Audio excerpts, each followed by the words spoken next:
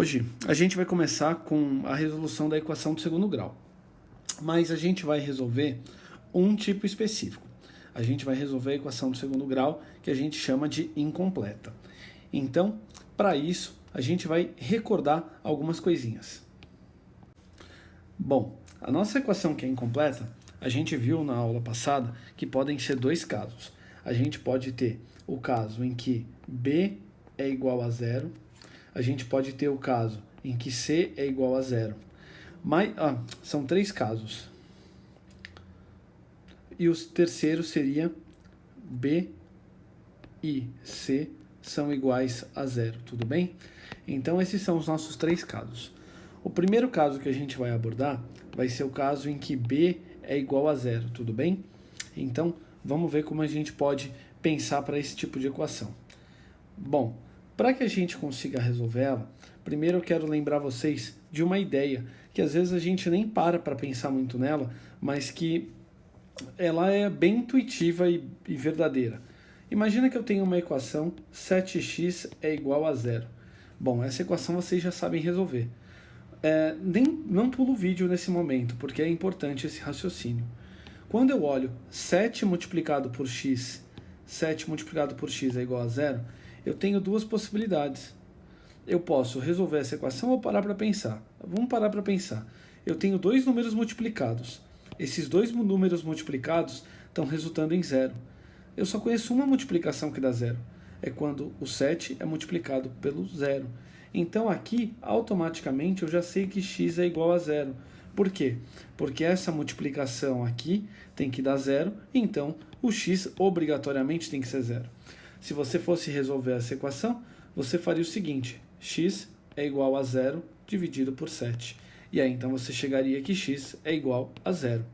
Tudo bem, gente? Então esse raciocínio de que dois números multiplicados dão zero somente se um deles é zero, ele é muito importante para que a gente consiga resolver as nossas equações do segundo grau.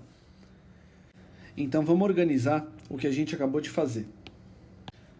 Se dois números multiplicados resultam em zero, um deles deve ser zero, tudo bem? Foi o que a gente acabou de dizer aqui no exemplo, aqui nesse raciocínio anterior. Então agora, vamos falar um pouco sobre a equação do segundo grau incompleta, aonde eu tenho o b igual a zero, tudo bem? Então vamos escrever aqui uma dessas equações. Vamos pensar em x ao quadrado menos 9 igual a zero, tudo bem? A primeira coisa que eu quero que vocês reparem é que quando eu falo em x ao quadrado menos 9 igual a zero, eu tenho aqui uma equação do segundo grau incompleta. Se eu parar para pensar, o meu a é igual a 1, e o meu b é igual a 0, e o meu c é igual a menos 9, tudo bem? A primeira coisa que eu quero que vocês reparem nessa equação é que ela é uma diferença de quadrados, um dos produtos notáveis que a gente estudou na aula retrasada.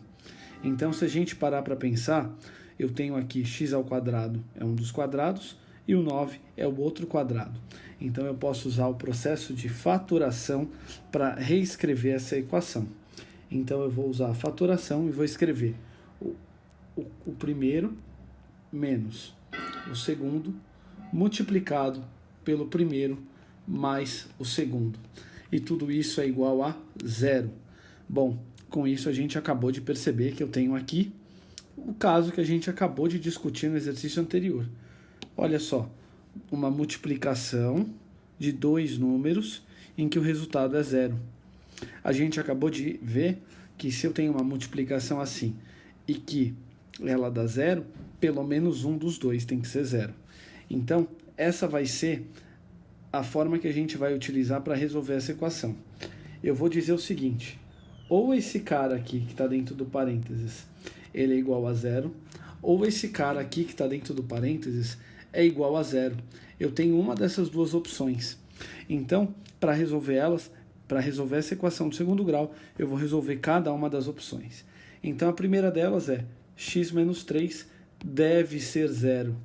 E aí, com isso, eu resolvo essa pequena equação e x é igual, então, a 3.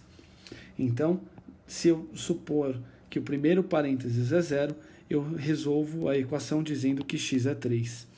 Se eu supor que o segundo parênteses é igual a zero, então eu tenho que x mais 3 é igual a zero. E aí, nesse caso, eu vou ter que x é igual a menos 3. E aí, então, eu tenho uma outra resposta. E agora a gente vai dizer o seguinte: qual das duas respostas é a correta? As duas. Então, a solução para essa equação são dois números no nosso caso. Então, para essa equação, eu tenho a seguinte solução. A minha solução é x pode ser 3 ou x pode ser menos 3. Essas são as duas respostas cabíveis para esta equação. Então, a primeira observação que a gente precisa ter: numa equação do segundo grau, a maior parte delas vai ter exatamente duas respostas, tudo bem? Então, o que a gente vai dizer é que o x pode ser 3 ou x pode ser menos 3. Então, vamos agora fazer mais um exemplo para tentar entender o procedimento completo, só para que a gente consiga praticar mais um pouquinho. Então, vamos imaginar agora que eu tenho a seguinte equação: 4x ao quadrado menos 25 é igual a zero. Essa equação, ela também pode ser vista como uma diferença de quadrados. Então, aqui eu tenho o primeiro termo aqui é um quadrado e o segundo termo também é um quadrado. Reescrevendo ele como um quadrado, eu tenho a seguinte questão: eu tenho 2x mais 5 vezes 2x menos 5. E tudo isso é igual a zero. Aqui, assim como no exercício anterior, eu vou pensar, eu tenho uma multiplicação aonde de dois números dando zero. Então, um deles tem que ser igual a zero. Nesse caso, se eu imaginar que o primeiro é igual a zero, eu vou dizer então que 2x mais 5 é igual a zero. E então eu vou dizer que 2x é igual a menos 5. E aqui eu vou dizer então x é igual a menos 5 sobre 2. Tudo bem? Então eu acabei de resolver a equação. O primeiro caso, o x tem que ser menos 5 sobre 2. Vou resolver agora dizendo que o outro parênteses é que é zero. E aí com isso eu tenho 2x menos 5 igual a zero. E agora eu tenho x igual 2x igual a 5, x igual a 5 sobre 2. Então aqui eu tenho a minha segunda solução.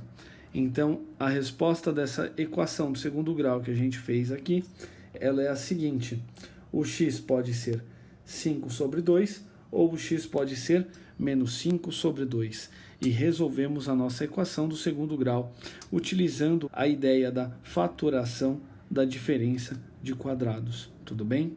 Então, toda vez que eu tiver uma equação da forma x ao quadrado menos alguma coisa, eu vou escrever dessa maneira, tá bem? Então, agora a gente vai fazer vários exercícios utilizando esse tipo de raciocínio.